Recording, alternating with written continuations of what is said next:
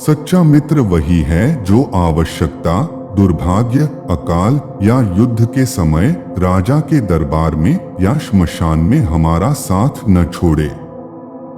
ऐसे देश में निवास न करें जहां आपका सम्मान न हो। आप अपनी आजीविका नहीं कमा सकते, कोई मित्र नहीं है या ज्ञान प्राप्त नहीं कर सकते। मूर्ख को सलाह देना, दुराचारी स्त्री की देखभाल करना और सुस्त और दुखी व्यक्ति की संगति करना अविवेक है। एक बार जब आप किसी चीज पर काम करना शुरू कर दें, असफलता से डरो मत और उसका परित्याग मत करो। जो लोग ईमानदारी से काम करते हैं वे सबसे ज्यादा खुश होते हैं। मूर्खता वास्तव में कष्टदायक होती है और यौवन भी कष्टदायक होता है, लेकिन इससे कहीं अधिक कष्टदायक होता है किसी दूसरे के घर में रहना। बुद्धिमान व्यक्ति को सारस की भांति अपनी इंद्रियों को वश में करना चाहिए और अपने स्थान, समय और योग्यता को जानकर अपने उद्देश्य को पूरा करना चाहिए। पैसा आता है और चला जाता है, इसलिए युवा है। जीवन जाता है और आत्मा जाती है, कुछ भी हमेशा के लिए नहीं रहता। केवल एक चीज जो दृढ़ रहती है वह है आपका विश्वास। किसी व्यक्ति का भविष्य उसकी वर्तमान परिस्थितियों के आधार पर मत आंकिए, क्योंकि समय में इतनी ताकत है कि वह काले कोयले को चमकदार हीरे में बदल सकता है। वाणी की पवित्रता, मन की, इंद्रियों की और एक दयालु हृदय की आवश्यकता उस व्यक्ति को होती है जो दिव्य मंच पर उठने की इच्छा रखता है। दूसरों की गलतियों से सीखें। आप उन सभी को स्वयं बनाने के लिए पर्याप्त समय तक जीवित नहीं रह सकते। एक अकेला चंद्रमा अंधेरे को दूर करता है जो कई तारे भी मिलकर नहीं कर सकते। यदि पैर में मणि और सिर पर दर्पण रखा जाए तो भी मणि अपना मूल्य नहीं खोती है। संचित धन खर्च करने से बचता है, जैसे कि आने वाला ताजा पानी रुके हुए पानी को बाहर निकालने से बचता है।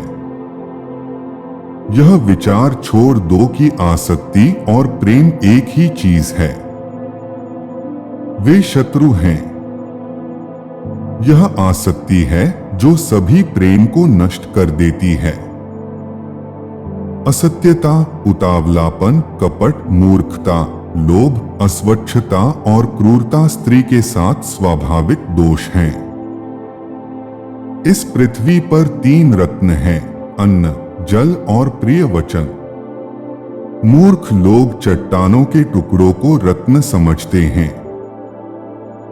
धन, मित्र, पत्नी और राज्य तो वापस मिल सकता है, लेकिन यह शरीर खो जाने पर फिर कभी नहीं मिल सकता।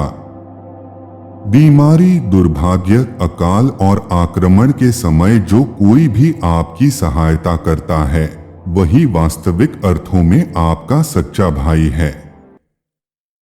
वे नीच लोग जो दूसरों के गुप्त दोषों की बात करते हैं, वे स्वयं को वैसे ही नष्ट कर देते हैं जैसे सांप चींटियों के टीलों पर भटक जाते हैं।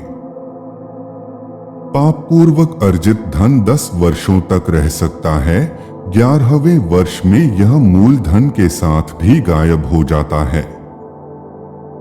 जिस प्रकार एक सूखा पेड़ आग लगने पर पूरे जंगल को जला देता है, उसी प्रकार एक दुष्ट पुत्र पूरे परिवार को नष्ट कर देता है। अपना धन केवल योग्य को दें और दूसरों को कभी नहीं। मेघों को प्राप्त समुद्र का जल सदैव मीठा होता है। कांटों और दुष्ट लोगों से निपटने के 2 तरीके हैं। एक उन्हें कुचल देना है और दूसरा उनसे दूर रहना है। बुद्धिमान पुरुषों को हमेशा अपने पुत्रों को विभिन्न नैतिक तरीकों से पालना चाहिए, क्योंकि जिन बच्चों को नीतिशास्त्र का ज्ञान होता है और अच्छे व्यवहार वाले होते हैं, वे अपने परिवार के लिए एक गौरव बन जाते हैं। हर पहाड़ में माणिक नहीं होता, न ही हर हाथी के सिर में मोती होता है, न तो साधु हर जगह पाए जाते हैं, न ही हर जंगल में चंदन के पेड़।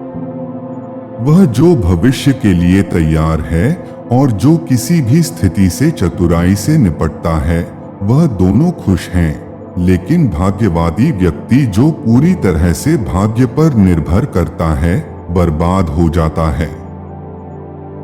कठिन समय में धन की रक्षा करनी चाहिए, धन की बलि देकर पत्नी की रक्षा करनी चाहिए, लेकिन पत्नी और धन की बलि देकर भी अपनी आत्मा को अवश्य बचाना चाहिए। हर मित्रता के पीछे कोई न कोई स्वार्थ होता है। बिना स्वार्थ के दोस्ती नहीं होती। यह एक कड़वा सच है। उस व्यक्ति से दूर रहें जो आपके सामने मीठी बातें करता है, लेकिन आपके पीठ पीछे आपको बर्बाद करने की कोशिश करता है, क्योंकि वह जहर से भरे घड़े के समान है जिसके ऊपर दूध होता है।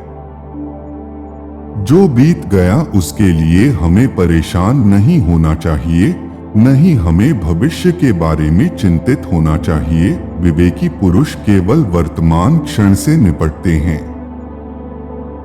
सांप के दांत में, मक्खी के मुंह में और बिच्छू के डंक में जहर होता है, परंतु दुष्ट मनुष्य इससे अतृप्त है।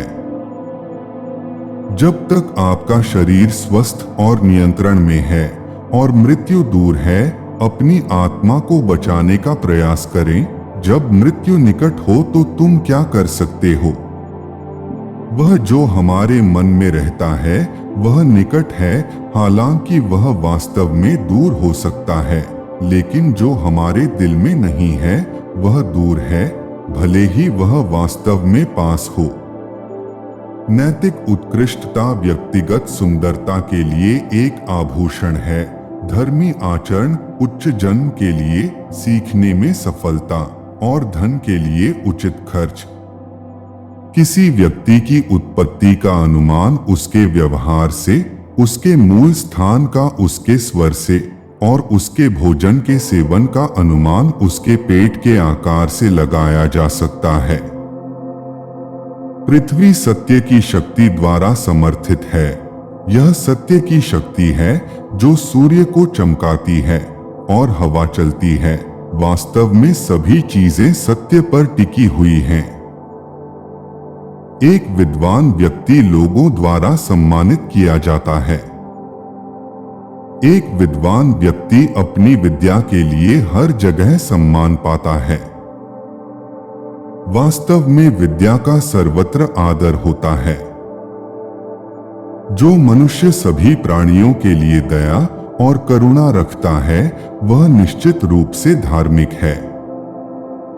उसे अपनी धार्मिकता साबित करने के लिए किसी धार्मिक प्रतीक या चिन्ह की आवश्यकता नहीं है। वह जो नाशवान के लिए जो अविनाशी है उसे त्याग देता है, जो अविनाशी है उसे खो देता है और निस्संदेह उसे खो देता है जो नाशवान भी है। कठोर लोगों को नर्म बनाना है, दूर वालों को अपनी ओर आकर्षित करना है। यदि वे हमारा बुरा करें तो अपना लक्ष्य समझकर भी हमें उनसे सदा प्रेम रखना चाहिए।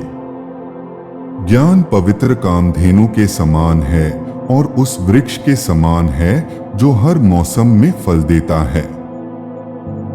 अज्ञात क्षेत्रों में यह सुरक्षा प्रदान करता है और आपको पुरस्कार प्रदान करता है। मनुष्य अकेला पैदा होता है और अकेला ही मरता है और वह अपने कर्मों के अच्छे और बुरे परिणामों को अकेले ही भोगता है और वह अकेला ही नरक या परमधाम जाता है।